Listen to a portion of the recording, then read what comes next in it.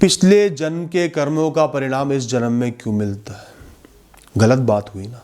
आज मैं कोई और हूँ, किसी और तरीके का जीवन जी रहा हूँ, तो वो पुरानी बातों को आगे क्यों लाया जा रहा है? इस जन्म के कर्म देखो, इसी जन्म में रिजल्ट दो, परिणाम दो। तो इस प्रश्न का जवाब मैं आज आपको दूंगा। जो आपका पिछला जन्म था ना, अगर आप जन्म में मानते हो, नहीं मानते तो कोई बात नहीं, मैं आपको बुरा नहीं मानता, आप मत देखो, मत सुनो मेरी बात। अगर आप मानते हो कि पिछले जन्म में कुछ थे, नया जन्म मिला है, जो डॉक्यूमेंटेड केसेस हैं रीइंकार्नेशन के, जिन लोगों को पिछले जन्म का पूरा याद होता है वो एक बार देख लेना।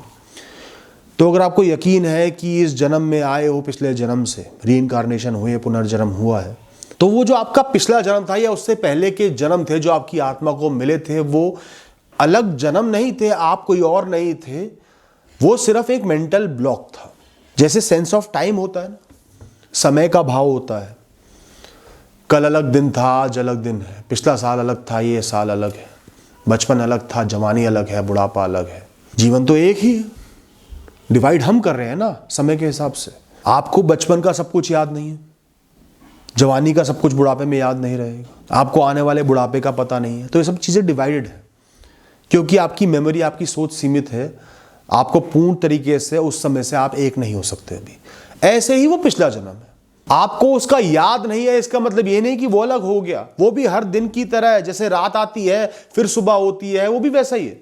वो जीवन जिया, फिर रात आई, मृत्यु हुई, फिर नई सुबह हुई, नया जन्म मिला, नए कर्म करे, फिर नया दिन आया। ऐसा नहीं कि आप उससे बिल्कुल अलग हो, आप उससे हर तरीके से जुड़े हुए। पुराने कर्मों के वश आपको लोग मिलते हैं, पुराने कर्मों के वश आपको नई परिस्थितियां मिलती है, जेनेटिक्स मिलते हैं, टेम्परामेंट मिलता है, जीवन की कहानी मिलती है। तो सब कुछ वहां से जुड़ा हुआ है, बस आपको उसका एहसास नहीं है, उसकी याद नहीं है, इसलिए आप उसको अलग मान रहे हो, अनफेयर मान रहे हो। तो चाहे कल हो, चाहे आज हो, चाहे परसों हो, चाहे कुछ साल पहले का समय हो, चाहे पिछला जीवन हो, आप किसी ना किसी फॉर्म में, तरीके से एग्जिस्टेंस में थे, मौजूद थे। आपकी आत्मा इस सिमुलेशन में, इस ब्रह्मांड में मौजूद थी किसी जीवन के द्वारा। निरंतर आप पिछले कर्मों के फल भी खा रहे थे और नए कर्म भी कर रहे थे, आज भी कर रहे हो। तो ऐसा नहीं है कि इस जन्म के कर्मों का फल हमें नहीं मिलता, मिल जाता है।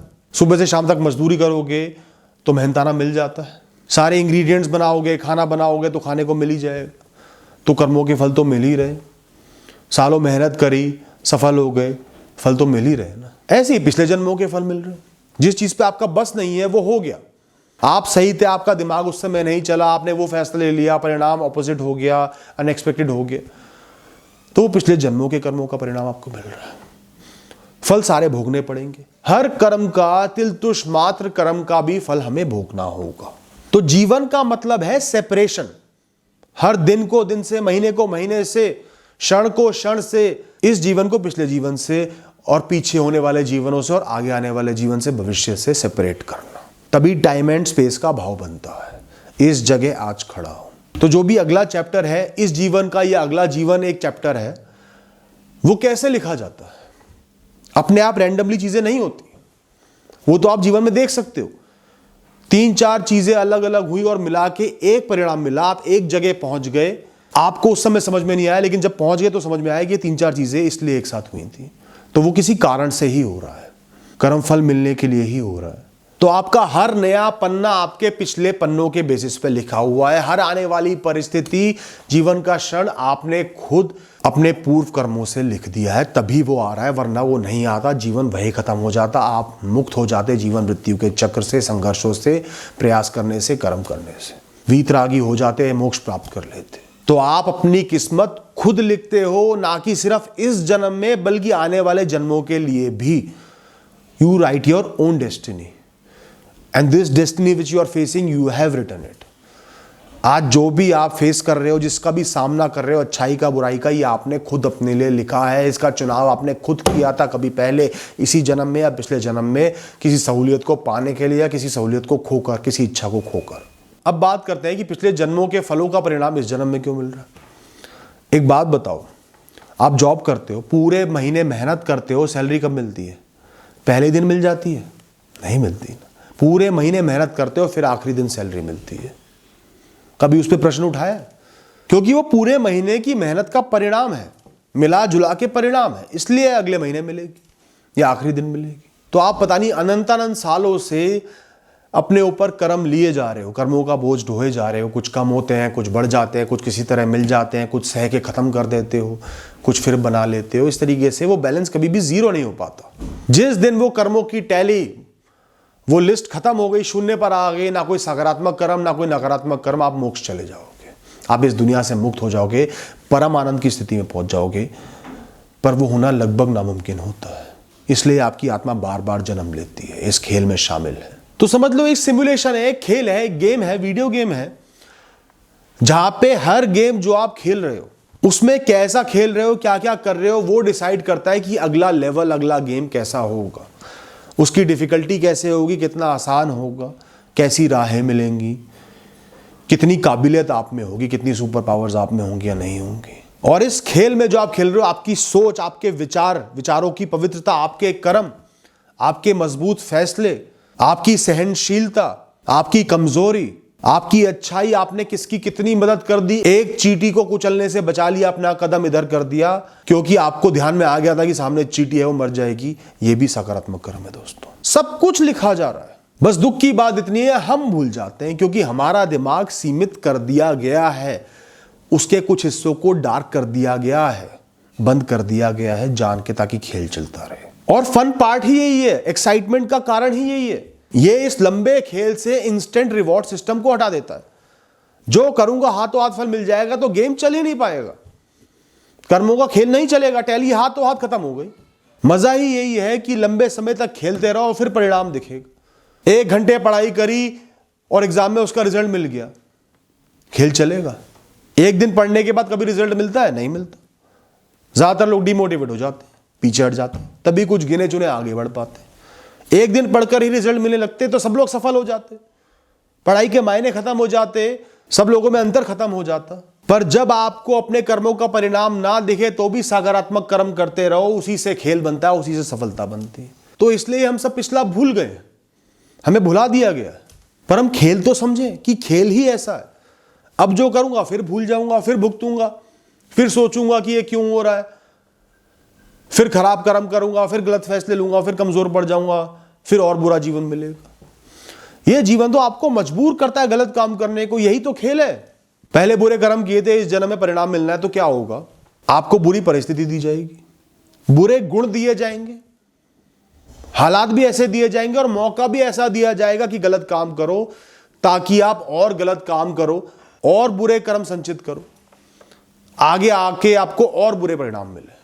जैसे पिछले जन्म में कोई गलत कर्म किया था, चोरी नहीं करी लेकिन किसी का हक मारा, अब ये जन्म आपको मजबूर करेगा चोरी करने में।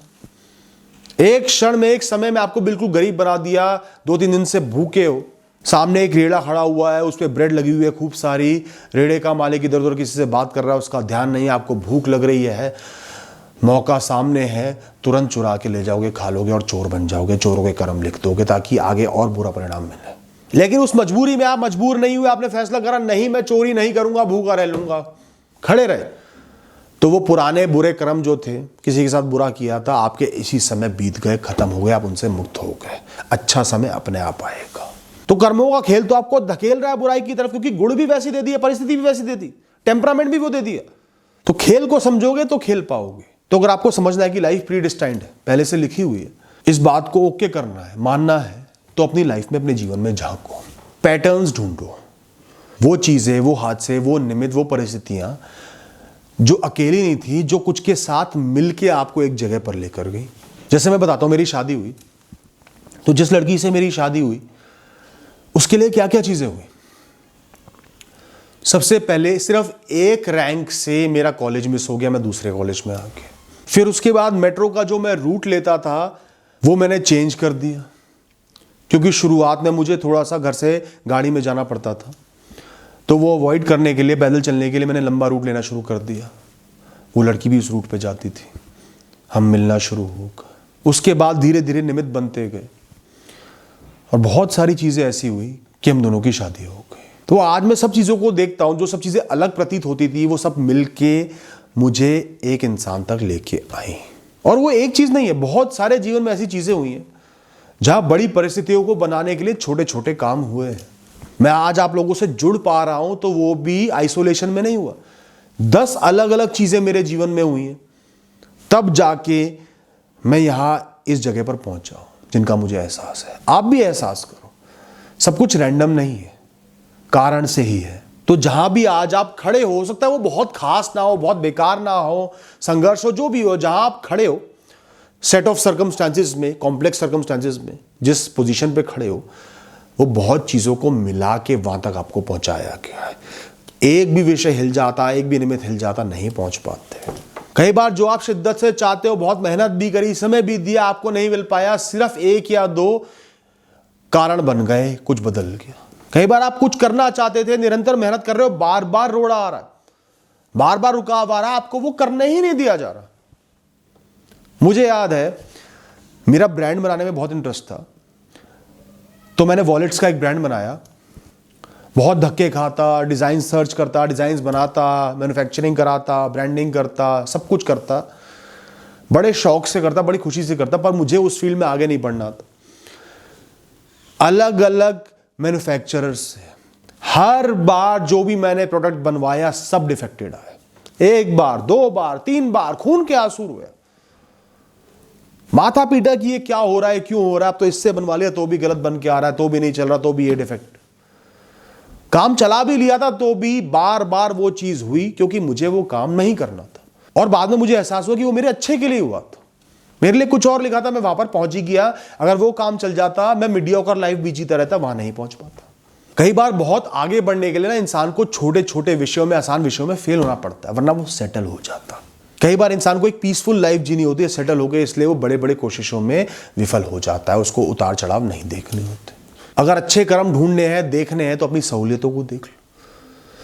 इस दुनिया में कमी ढूंढने में आ जाओगे तो इतनी बड़ी बड़ी कमियां है ना, आप सोच भी नहीं सकते। दोस्तों, शरीर में इतनी इतनी विकृतियां होती है लोगों के, जो लोग सह रहे हैं ना, जो हर हफ्ते हर महीने ब्लड चेंज करवा रहे हैं अपना, ऐसे ऐसे भारी इलाज करा रहे हैं, ऐसी ऐसी बीमारियां हैं लोगों को, जो भूखे मर रहे हैं। ऐसे देशों में है जहाँ अकाल पड़ा हुआ है, भूखे मर रहे हैं, एक दाना अन्न का खाने के लिए संघर्ष कर रहे हैं, मिट्टी के बने बिस्किट जिनको खाने पड़ रहे हैं, ताकि पेट को ही यकीन दिलाए कि पेट भरा हुआ है। उनसे पूछो। कई लोगों को एक एक सांस भी संघर्ष लेकर आती है, एक सांस के लिए संघर्ष करते मैंने लोगों को देखा है। दोस्तों, आप बहुत सहूलियतों में हो, बस गिनना शुरू करो, ये आपके अच्छे कर्मों की ही नतीजा है। पर इसका ये मतलब नहीं कि आप अपने जीवन पर कुछ नियंत्रण नहीं रख सकते, बिल्कुल रख सकते हो, पर ऐसे ही नहीं, हाँ कर लूंगा, हाँ कर लिया, ऐसे नहीं। बहुत मजबूत होना पड़ता है, परिस्थितियों के विपरीत जाना पड़ता है, समुद्र में लहरों के विपरीत तैरना पड़ता है। नहीं करूंगा, करना ही करना है, अंदर से बाहर जीना पड़ता है, अच्छाई से जीना पड़ता है, मुक्ति से जीना पड़ता है, सच से जीना पड़ता है, फैसलों से जीना पड़ता है। चाहे परिस्थिति जो भी हो, परिणाम जो भी मिल रहे हो, कितने ही दुख आ रहे हो, कर्मों के फल मिल रहे हो, मुझे खड़े रहना है, मुझे अड़े रहना है। तो पुराने कर्मों का बुरा फल आया है, सहोगे, शांति से, सहजता से सही कर्म करते रहोगे, तब वो बीत जाएगा, खत्म हो जाएगा, उसकी टैली आपके जीवन से हट जाएगी। वरना और बुरे कर्म बनाएगा, वो 2 पॉइंट देगा, आप और बुरे कर्म करोगे, वो पॉइंट 4 में कन्वर्ट हो जाएंगे, फिर आगे और बुरा बन के आएंगे, फिर और बुरा रिएक्शन दोगे, फिर 8 बन जाएंगे, यही चलता रहेगा।